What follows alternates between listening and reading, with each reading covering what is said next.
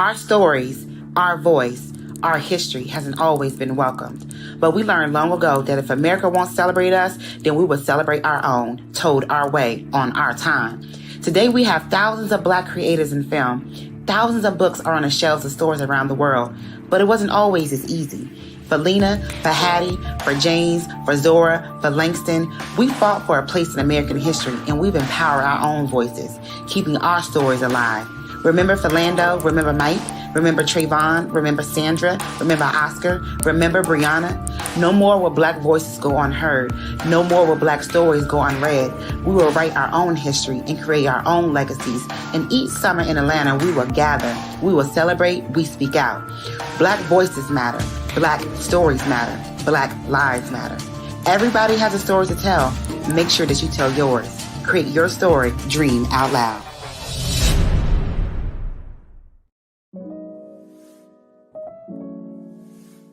It all starts with a spark.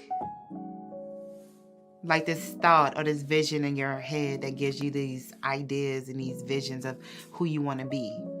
And I can remember myself sitting in my room, writing in my journal about stories and characters of people I had no idea who they were. And I just knew that that's who I was going to be. I was going to write books, I was going to move to Atlanta, and I was going to become this big-time authoress. And I did that. I got the awards. I got the bestsellers list. I met some phenomenal people, and I've helped other people dream out loud. I think that when it comes down to dreaming, it's more than about just getting it done. It's about having fun and enjoying life while you do it. So y'all dream out loud with me.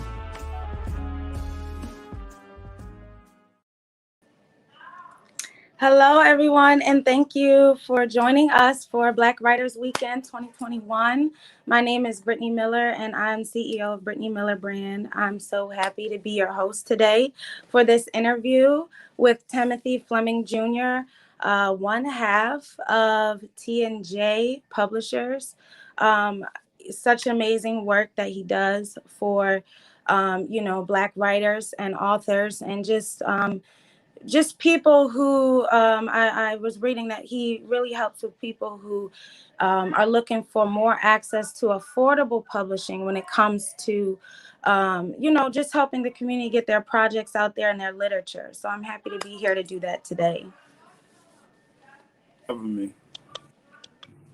All right, how you doing today? Good. How are you? Thank I'm you for doing pretty joining good. us. Yeah, it's been a long day. I'm literally on the road for a road trip, so I said I'm gonna stop and pull over so I can make sure I take care of this interview. You joining us. We really appreciate your time and your attention. This is such a dynamic platform. It gives so many people access and insight to others, that look like us, just to keep that inspiration flowing and giving us more creative vibes and inspiration for motivation. So let us know a little bit about who you are and what you do, even outside of your publishing company with your wife. Okay, so again, as who I am, I'm a minister, entrepreneur, author.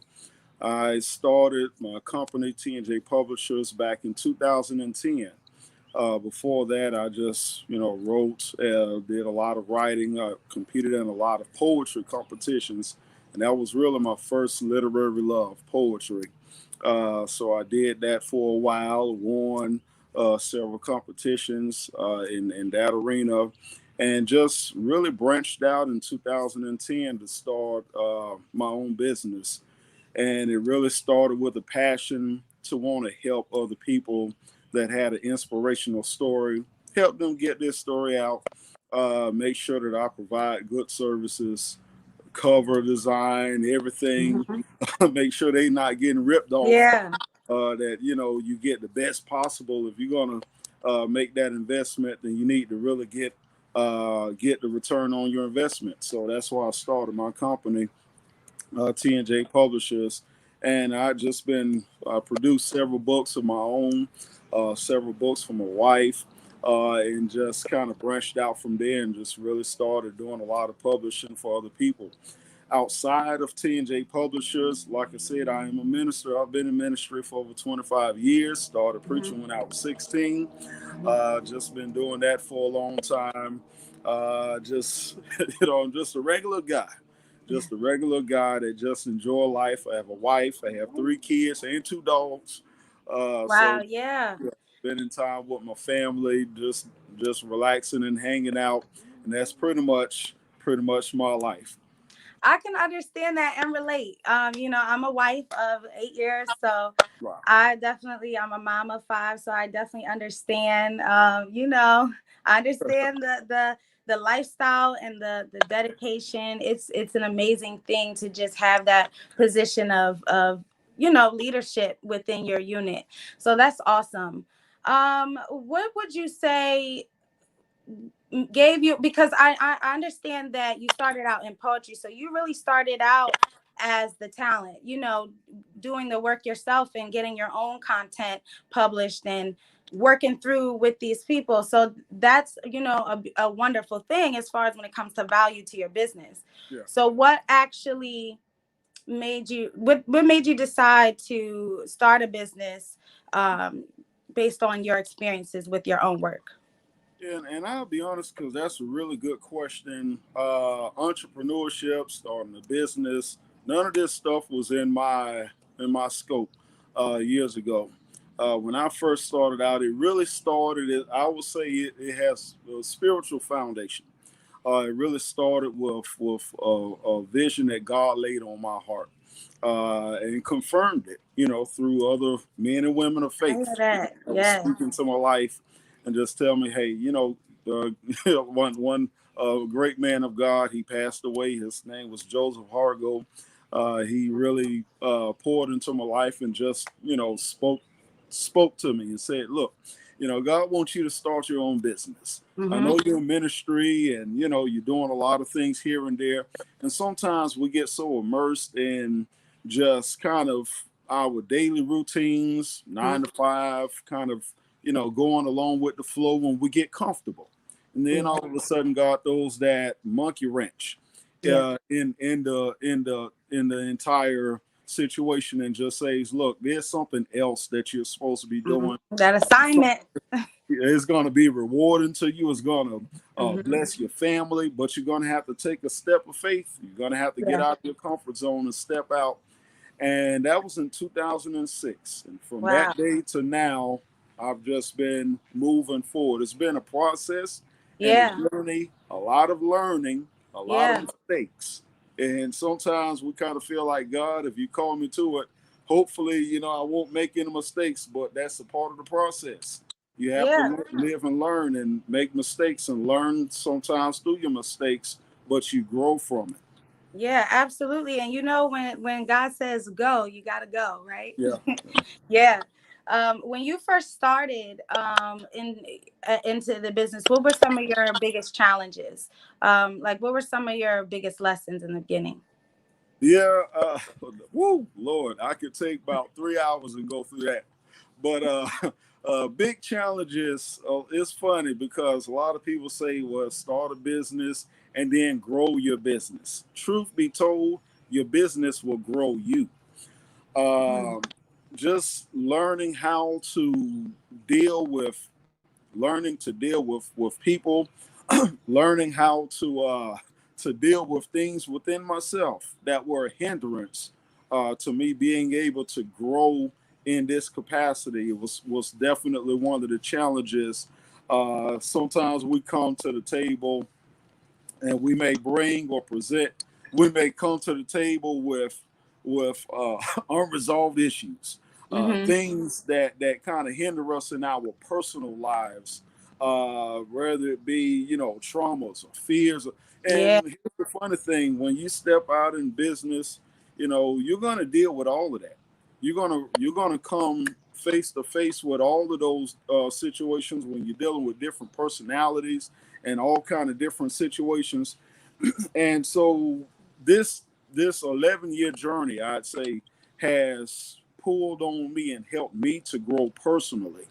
I Yeah. don't believe that you can grow in business and yet turn around and in your personal life be stagnant. The two have to go together. Yes. And so that was one of the biggest challenges, just coming into contact with so many different people, personalities, and problems that I had to learn how to put aside, or not put aside, but face things within myself so that I could be able to face the challenges in my actual company just maintaining itself. the load, So that right? probably, Maintaining that load, you know, the load of everything at one time interchangeably. Can you hear me? yeah, it was just kind of little, I guess a little staticky there. Okay, let me.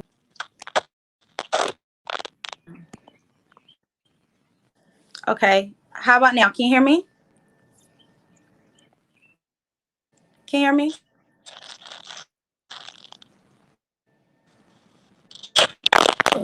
Just a little bit. Okay, how about now? Yes. Can you hear now? Okay. I don't think. Just a little bit. A little bit. Okay. Okay. I can hear you a little bit too. It's breaking up just a little bit. It's like a muffly sound. I'm not sure.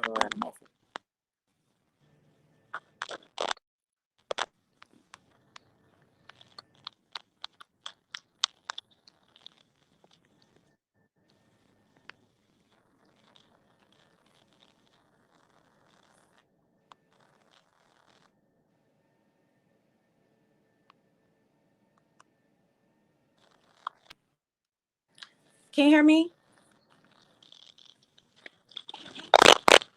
It's still a little muffled, but I can hear you. But you can hear me? Okay, okay, good. Okay. So, what would you say to the person who is looking to write a book, but they're afraid and they don't know where to start? They don't know where to begin. They have a story to tell, but they don't know where to begin. Okay, so for the person who's looking to write a book, but they don't know where to begin in the process, you know, I always one of the easiest things to do is to just jot down your thoughts. Pull out a pad, pen, piece of paper, and just start writing. Write your thoughts out. I think one of the biggest mistakes people make when they start writing a book is they think that they have to have a perfect manuscript the first time around. So what a lot of people do is they actually sabotage themselves in the writing process by becoming perfectionists, and they want to make sure that they have the whole book written out, perfectly written, perfectly edited the first time around. But writing the book is a process, and part of that process, the first thing you need to do is just actually start writing. Write down every thought that comes to your mind. Just start writing it down. It doesn't need to be in perfect order. It doesn't need to make sense. You just need to start putting your thoughts on paper. Why? Because you're going to go back later on and begin revising and editing and putting things in order and organizing. But don't sabotage yourself by becoming a perfectionist. Just start the process. Just start writing. As it comes to your mind, just write it down. And one of the things I start doing is I'll pull out my cell phone and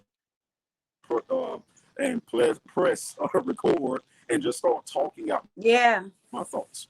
Just talk it out, and that way I could capture all of those thoughts that are coming to mind before I forget it. So I think that would be one of the most important things. And then the second thing is to really reach out to a writing coach, someone that can help coach you in the development of your book, of your project, help you formulate your thoughts, help you organize and structure everything, so that you can have an outline of something that you can use to now compile your manuscript with. Those will be the first two pieces of advice I would give to someone. Writing a book, don't sabotage yourself. Just start writing, and then reach out to someone that can coach you in the development of the book, and to the material that you've structuring. already written.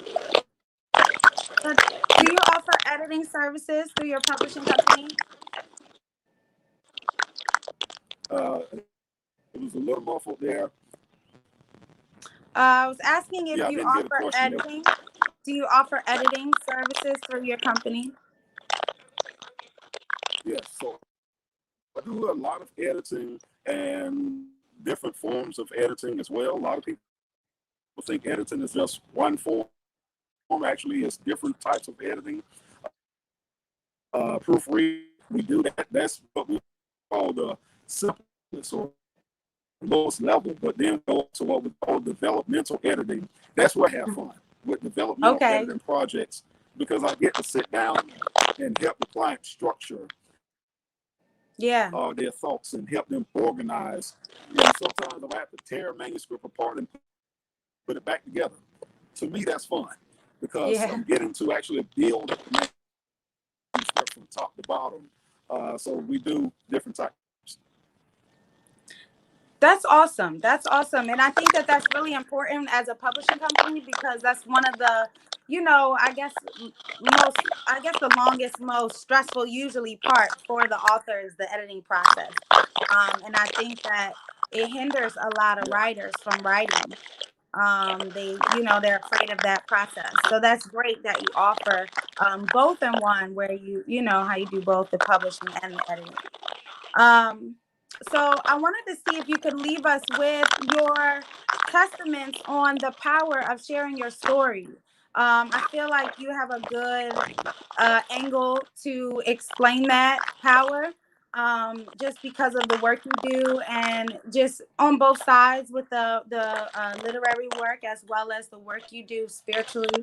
Um, can you tell us the power, of you, in your opinion, of sharing your story, even when it comes to putting it down in a book?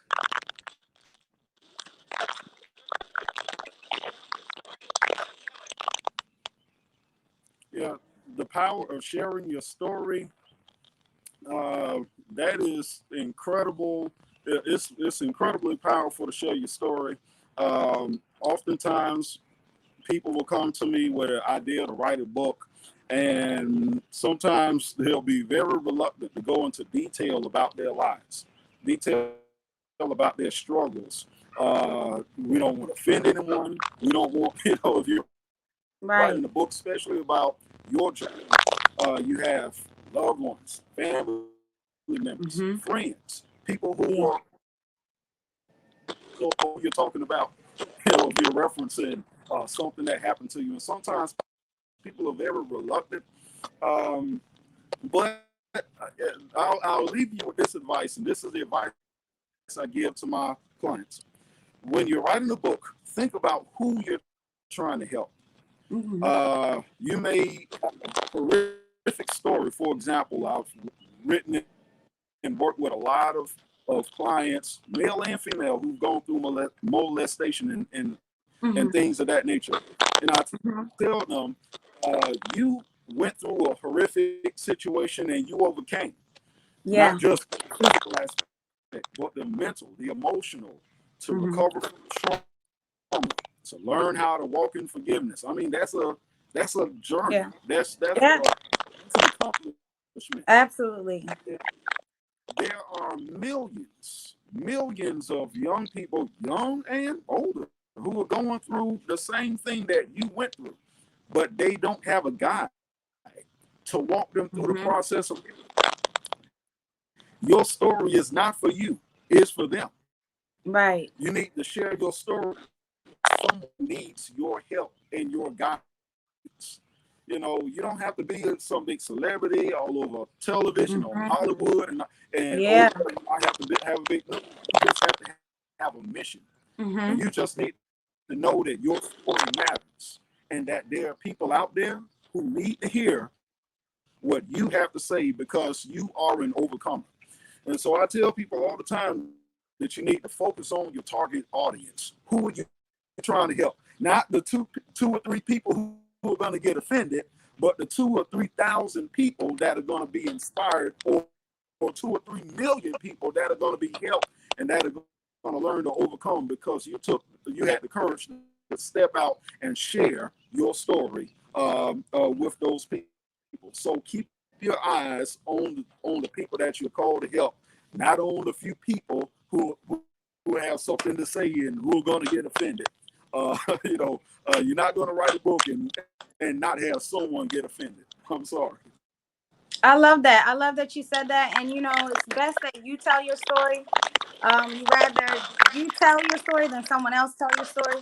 Because a lot of times someone will. So thank you so much, Timothy, for coming on and just sharing everything, your piece with us, your advice, your insight, your expertise. And really appreciate that. And I apologize for the technical difficulties. We appreciate your spirit in going forward and continuing to help us out with those gems.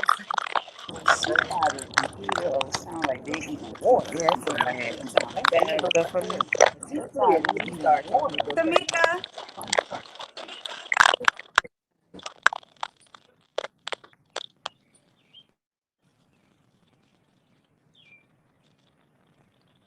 Well, thank you so much, Timothy. We appreciate you. And I guess you could just leave with letting us know how we can connect with you and, how we can follow you, connect with you, and connect with your company. Okay, so you can follow us, or we are on Facebook and Instagram at T and J Publishers. But you can best follow us or connect with us through the website, and that is tandjpublishers.com. Okay. TANDJ Publishers.com. And just subscribe to the website, stay connected. You can see our work and everything right there. And that's a good way to stay connected. Perfect. Thank you so much. We appreciate your time. And you enjoy the rest of your day. On behalf of Black Writers Weekend 2021, we appreciate it. Thank you. Thank you. And may you have a blessed day as well. You too.